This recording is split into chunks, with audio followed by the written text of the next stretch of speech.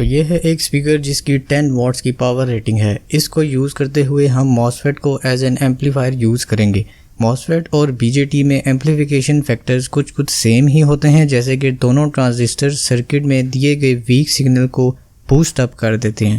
یہ ہے ایک IRF Z44N MOSFET جس سے ہم آج ایک پاورفل ایمپلیفائر ڈیزائن کریں گے، اور آپ نے کمنٹ باکس میں بتانا ہے کہ میری ویڈیو میں BC547 BJT ٹرانزسٹر والا ایمپلیفائر بیسٹ رہا ہے یا پھر IRF Z44N MOSFET بیسٹ رہا ہے۔ السلام علیکم، I'm your host engineer Muhammad عرفا Asif. Welcome to the studio, my academic studio.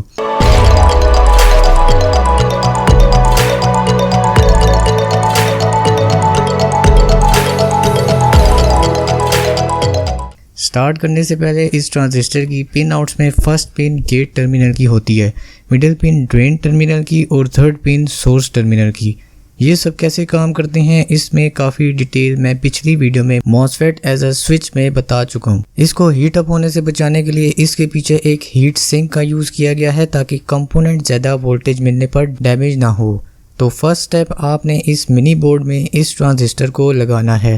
یہاں پر ڈرین اور گیٹ ٹرمینل کے درمیان آپ نے 330 اوم کا رجسٹر فٹ کر دینا ہے۔ نیکسٹ سٹیپ اور امپورٹنٹ سٹیپ یہ کیپیسٹر ہے، جس کی ویلیو زیادہ رہے تو بیسٹ ہے، کیونکہ یہ DC اور AC سگنلز کو کپل کرنے کے کام آتا ہے۔ اس کیپیسٹر کا جو پازیٹیو ٹرمینل ہے آپ نے اس ٹرانزسٹر کے گیٹ ٹرمینل کے ساتھ فکس کر دینا ہے۔ یہاں پر آپ نے 2 وائرز لینی ہیں۔ ریڈ وائر آپ نے کیپیسٹر کے نیگیٹو پوائنٹ کے ساتھ نکال لینی ہے، بلیک وائر سورس ٹرمینل کے ساتھ نکال لینی ہے۔ یہ ہے ایک آکس کیبل۔ اس کی انسولیشن ریموو کریں گے تو اس کے اندر سے 3 وائرز نکلیں گی۔ ان 3 وائرز میں سے آپ کو ایک گراؤنڈ وائر اور ایک پازیٹیو وائر چاہیے ہوگی۔ اب ہر کیبل میں ڈیفرنٹ وائرز ہوتی ہیں، لیکن اس کیس میں یلو وائر گراؤنڈ کی ہے اور ریڈ وائر پازیٹیو کی۔ آپ DMM کو کنٹینیوٹی پر رکھ کے ٹیسٹ بھی کر سکتے ہیں، جس میں گراؤنڈ وائر موسٹلی آکس کیبل کی پن کے سٹارٹنگ میں ہوتی ہے۔ یہاں پر یلو یعنی گراؤنڈ وائر کو آپ نے بلیک وائر کے ساتھ کنیکٹ کر دینا ہے، اور باقی جو ریڈ وائر ہے اس کو آپ نے ریڈ وائر جو کیپیسٹر کے ساتھ آ رہی ہے اس کے ساتھ کنیکٹ کر دینی ہے۔ یہ بیسیکلی ایک ان پٹ ہے جو ہم اس ایمپلیفائر کو دیں گے۔ اب آپ نے اسپیکر لینا ہے جس کی بلیک وائر کو آپ نے ٹرانزسٹر کی ڈرین پن کے ساتھ لگا دینا ہے۔ اب آپ نے سورس پن سے ایک بلیک وائر نکالنی ہے اور فی الحال کے لیے ایز اٹ از چھوڑ دینی ہے۔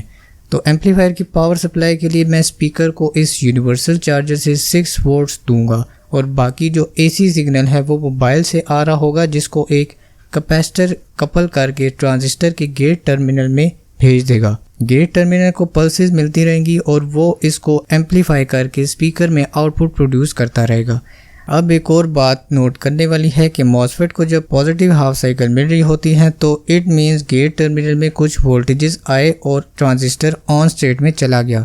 تو جب وولٹیجز دینے پر آن سٹیٹ پر گیا تو اٹ مینز کہ یہ ٹرانزسٹر انہانسمنٹ موڈ پر کام کر رہا ہے، اور جب اس کو نیگیٹو پلسز ملنا شروع ہوں تو پازیٹیو تو ہے نہیں، وہ پازیٹیو وولٹیج ڈراپ ہو جائیں گے، ٹرانزسٹر کی کنڈکشن نہیں ہوگی، گیٹ ٹرمینل کو وولٹیج نہیں ملیں گے، اور پھر ڈرین کرنٹ آٹومیٹکلی ڈیکریز کر دے گا۔ تب ہم کہیں گے کہ یہ ایمپلیفائر اس سٹیج پر ڈپلیشن موڈ پر کام کر رہا ہے۔ تو AC وولٹیجز کی یہ ہیں وہ 2 پازیٹیو اور نیگیٹو سائیکلز جس پر MOSFET ایمپلیفائر کام کر رہا ہوتا ہے۔ تو اب آپ نے اسپیکر کی پازیٹیو لیڈ کو پاور سپلائی کی پازیٹیو لیڈ کے ساتھ اور سورس میں لگی وائر کو آپ نے پاور سپلائی کی نیگیٹو کے ساتھ کنیکٹ کر دینا ہے۔ یہاں سے آپ نے سیل فون کے تھرو آکس کیبل کو یوز کرتے ہوئے اس کو ان پٹ دینا ہے، جس میں AC سگنل بھی موجود ہے، اور اس AC سگنل کو ایک پاورفل ایمپلیفائڈ سگنل کی فارم میں اس اسپیکر میں آپ دیکھ سکتے ہیں۔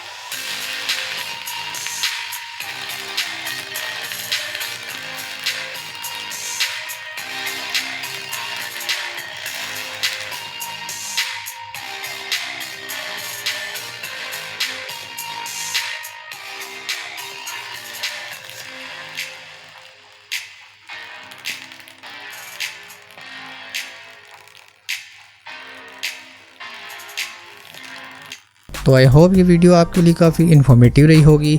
If you enjoyed this video, then please do like, comment, share, subscribe to my channel and hit the notification bell to stay tuned with my upcoming videos. Take care of yourself. Fi aman Allah. Goodbye.